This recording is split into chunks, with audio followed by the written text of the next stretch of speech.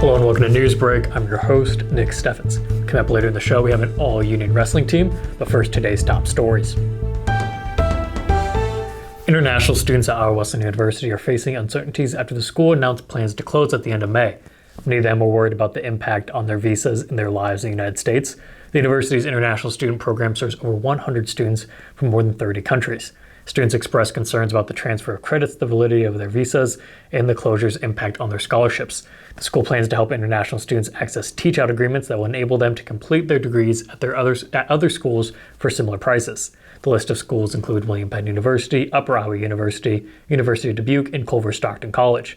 Iowa Wesleyan Provost and leader in the international program, Dwayne Fraser, assured students that they would receive a strong level of support. Fraser said that the school would explain all rules and regulations related to transferring immigration records and scholarship programs. Fraser added that he understands the anxiety and stress levels international students are experiencing and would do everything in his power to help them.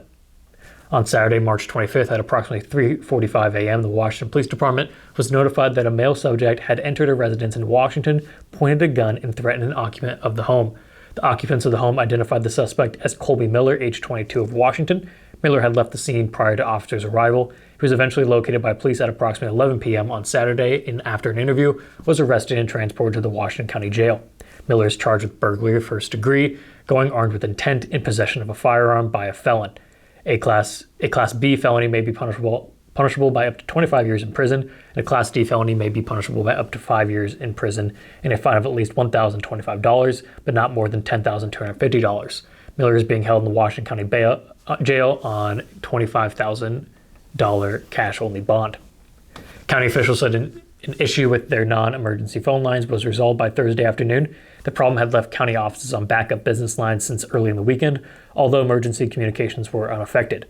Windstream Representative Scott Morris said the cause was hard to pin down as teams worked to repair the line Tuesday.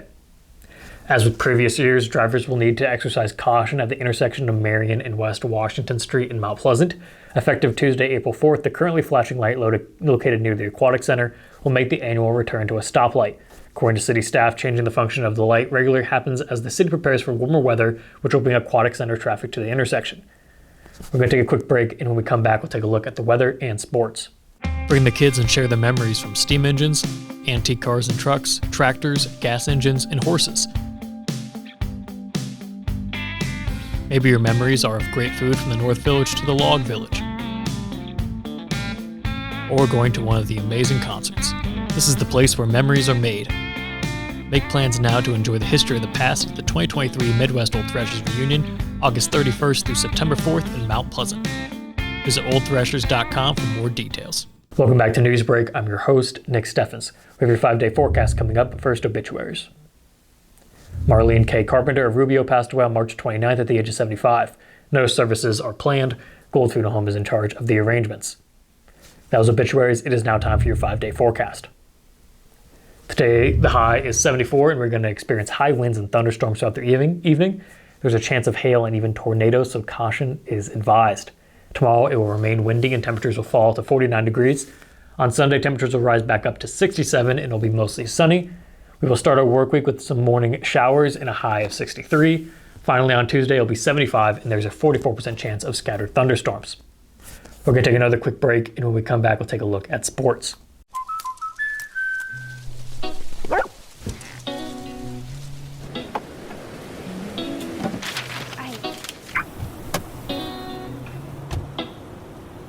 Protection is important, especially when you're talking about your dreams, which is why we're going to keep you covered with plans that can save you up to 23% when you bundle your home and auto. That's protection.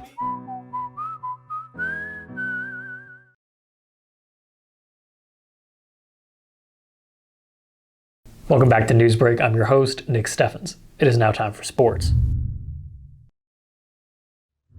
It was another big year for Union area wrestling that saw over 30 wrestlers make this year's state tournament. That means it's another stacked all-Union wrestling list full of some of the top competitors by class in the state. Leading the way on this year's list is New London. The Tigers continue to show why they're one of the Southeast Iowa's best, with 4 total selections on the list, including captain and head coach. From the big schools, Aaron Boone, a sophomore from Washington at 120 pounds, Boone found himself in a stacked bracket at the state tournament, holding a 10 seed, but would finish 6th on the podium.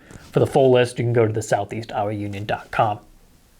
It certainly wasn't easy for the Iowa Westland baseball team on Wednesday, but the Tigers had just enough spark in the bats to pull out a pair of wins.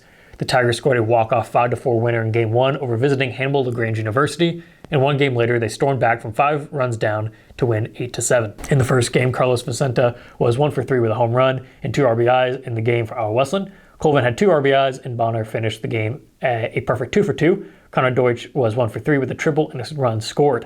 In the second game, Vicente went 2 for 5 with 2 RBIs in the win. Marufo went 1 for 4 with 2 RBIs. Bonner had another 2 for 2 performance, and Guzman went 2 for 4 with an RBI and 2 runs scored. That is the news for Southeast Iowa. I've been your host, Nick Steffens. This has been your news break, and I will see you next time.